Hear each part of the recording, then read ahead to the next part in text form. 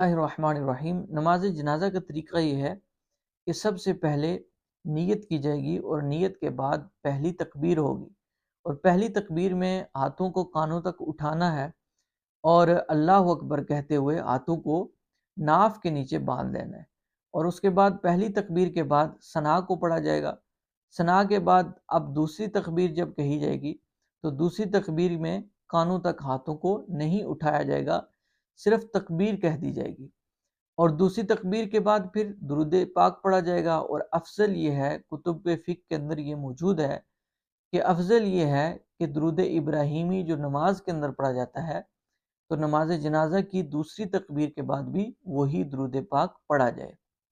اس کے بعد پھر تیسری تکبیر ہوگی، اور تیسری تکبیر کے بعد جو ہے وہ میت کے لیے دعا پڑھی جائے گی۔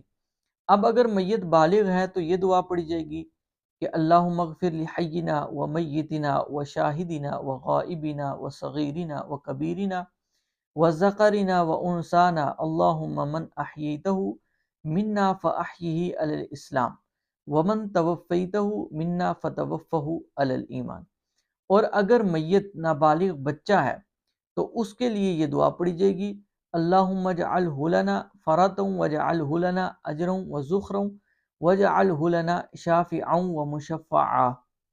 اور اگر میت نابالغ بچی ہے تو اس صورت میں اس کے لیے دعا پڑھی جائے گی تیسری تکبیر کے بعد اللہم اجعلہا لنا فرطا واجعلہا لنا اجرا وذخرا واجعلہا لنا شافعا ومشفعا۔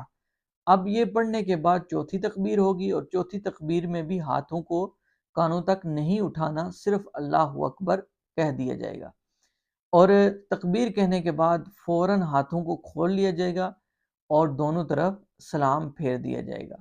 تو یہ مختصر طریقہ ہے نماز جنازہ کا۔ اس میں یاد رکھیں کہ پہلی تکبیر میں امام و مقتدی دونوں کانوں تک ہاتھ اٹھائیں گے اور تکبیر بھی کہیں گے، اور جو باقی تین تکبیریں ہیں ان میں صرف تکبیر کہی جائے گی، کانوں تک ہاتھوں کو نہیں اٹھایا جائے گا۔